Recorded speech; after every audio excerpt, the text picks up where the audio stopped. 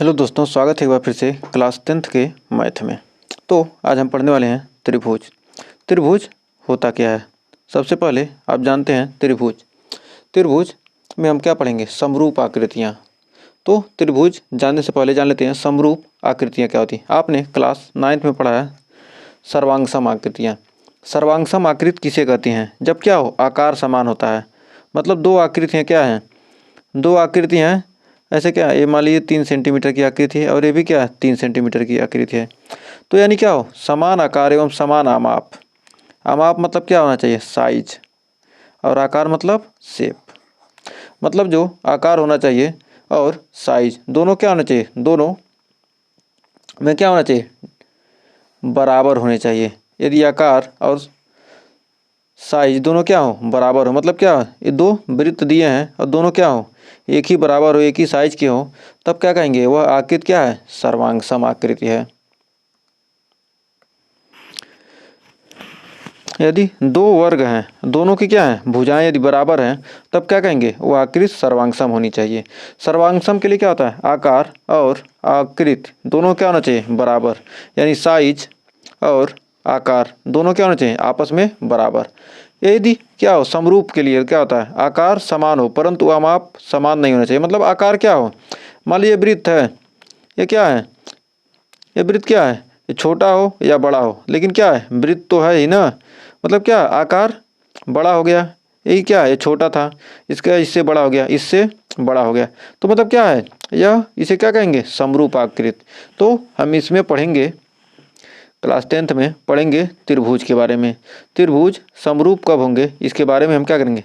चर्चा करेंगे। तो त्रिभुज, त्रिभुज क्या होता है? तीन भुजाओं से घिरी बंद आकृति को क्या कहते हैं? त्रिभुज कहते हैं।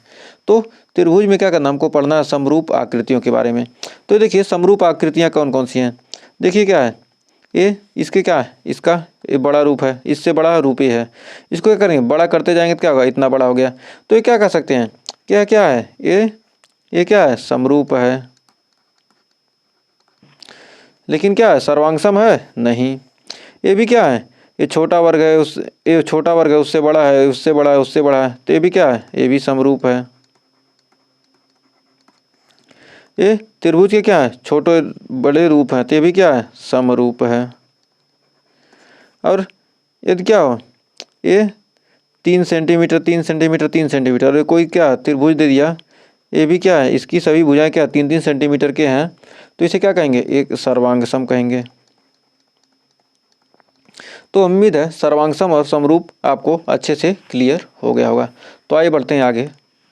तो कर भुजाओं की संख्या, भुजाओं की समान संख्या वाले दो बहुभुज समरूप होते हैं। यदि क्या है? दो भुज, यदि क्या भुजाओं की संख्या क्या हो? बराबर हो, तो क्या होंगे? दो बहुभुज क्या होंगे? समरूप होंगे, यदि उनके संगत कोण बराबर हो। यदि क्या हो? उनके संगत कोण क्या हो? आपस में बराबर हो और उनकी संगत भुजाएं एक ही अनुपात में अर्थात समानुपाती हों। मतलब क्या होनी चाहिए? उनकी संगत भुजाएं क्या हो? एक ही अनुपात में हो। तो इसमें देखिए, ये 3 सेंटीमीटर का है, इसके क्या है? प्रत्येक कोण देखिए क्या है? इन दोनों का क्या है? प्रत्येक कोण 90 डिग्री है।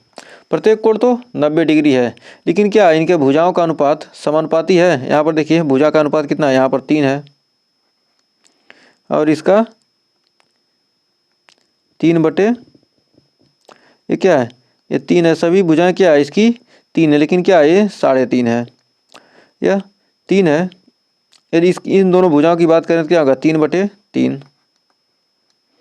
और इन दोनों भुजाओं का अनुपात निकालने क्या होगा? 3 इसका निकालेंगे, इसका निकालें तो क्या आ गया? इस भुजा का इससे निकालें तो क्या हो रहा है? 3/3।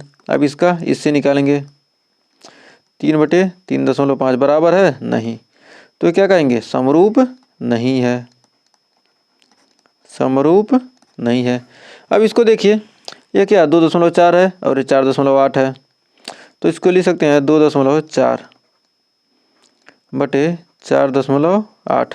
ये देखिए ये भी 85 डिग्री है, ये भी 70 अब इसमें देखते हैं 2.5/5, यानी 24 दूना 48, 25 दूनी 50, यानी ये भी 1/2 और ये भी 1/2।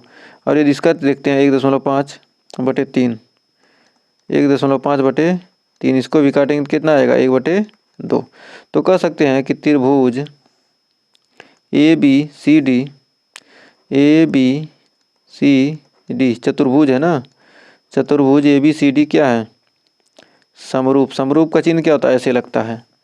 समरूप है किसके, PQRS के, चतुर्भुज PQRS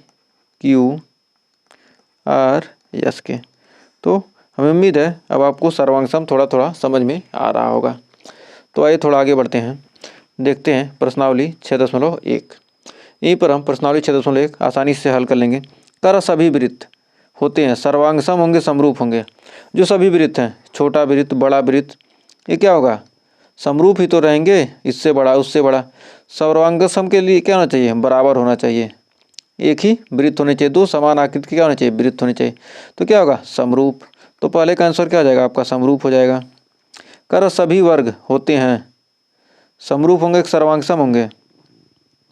जितने भी वर्ग हैं, एक छोटा वर्ग, उससे बड़ा वर्ग, उससे बड़ा वर्ग क्या होंगे, समरूप होगा। ये भी समरूप आंसर इसका हो जाएगा। फिर कह रहा है कि सभी त्रिभुज समरूप होते हैं। कौन से त्रिभुज, समद्विबाहु या समबाहु, कौन सा होगा, सभी समबाहु त्रिभुज क्या होंगे, समरूप होंगे। सभी समबाहु त्रिभुज। समद्विबाहु मतलब जिसकी दो भुजा, कहीं इसकी दो भुजा छोटी बड़ी हो गई, इसकी दो भुजा उससे बड़ी हो गई तो क्या हो जाएगा, ऐसा संभव नहीं है। इसलिए क्या होगा, जो समबाहु होगा या तो छोटा समबाहु हो या बड़ा, तो समबाहु हो जाएगा। करा भुजाओं की संख्या, भुजाओं की समान संख्या वाले दो बहुभुज समरूप होते हैं। क्या है, दो बहुभुज दिए हैं, वो क्या होंगे, समरूप होंगे यदि उनके संगत कोण क्या हो, संगत कोण क्या हो, बराबर हो। तो यहाँ पर क्या हो जाएगा, बराबर। कह रहा है उनकी संगत भुजाएं क्या हो, समानुपाती। तो पहला ए, दूसरा ए। फिर कह रहा है निम्नलिखित के दो भिन्न भिन्न उदाहरण दीजिए। समरूप आकृति, समरूप आकृति कौन कौन सी हो सकती हैं। तो समरूप आकृति के क्या कर रहा है, दो भिन्न भिन्न उदाहरण दीजिए। तो क्या हो जाएंगे, दो वृत्त हो जाएंगे, फिर या तो दो वर्ग हो जाएंगे, एक छोटा वर्ग एक बड़ा वर्ग। कह रहा है ऐसी की आकृतियाँ जो समरूप नहीं हैं, ये क्या, एक गोला और एक वर्ग क्या समरूप है, नहीं। तो इसका उदाहरण हो गया एक गोला या वर्ग। कह रहा बताइए कि निम्नलिखित चतुर्भुज समरूप है या नहीं। ये 1.5 दूना क्या हो जाएगा, 3। ये इसका 2 गुना है, लेकिन क्या है, ये कोण बराबर है नहीं। तो कह सकते हैं क्या है, यहाँ पर संगत कोण बराबर नहीं है, संगत कोण यहाँ पर ले सकते हैं, समरूप नहीं है, समरूप नहीं है। क्योंकि क्या होने चाहिए, यहाँ पर समरूप होने, बहुभुज समान संख्या वाले दो बहुभुज क्या हो सकते हैं, भुजाओं की संख्या समान है। समरूप कब होंगे, उनके संगत कोण बराबर हो, उनकी संगत भुजाएं एक ही अनुपात में हो। तो भुजाओं का अनुपात 1.5 दूना 3, 1.5 दूना 3, तो क्या है, अनुपात तो समान है। समरूप नहीं है क्योंकि संगत कोण क्या है, संगत कोण बराबर नहीं है, संगत कोण बराबर नहीं है। तो हमें उम्मीद है यहाँ तक आपको प्रश्नावली 6.1 में कोई डाउट नहीं होगा और यहाँ तक वीडियो पसंद आई होगी। तो अगर यहाँ तक वीडियो पसंद आई तो वीडियो को लाइक शेयर कीजिएगा और चैनल पर पहली बार किए हैं चैनल को सब्सक्राइब जरूर कीजिएगा। इसके आगे का हम चैप्टर प्रमेय लेकर मिलेंगे नेक्स्ट वीडियो में, तब तक के लिए टेक केयर।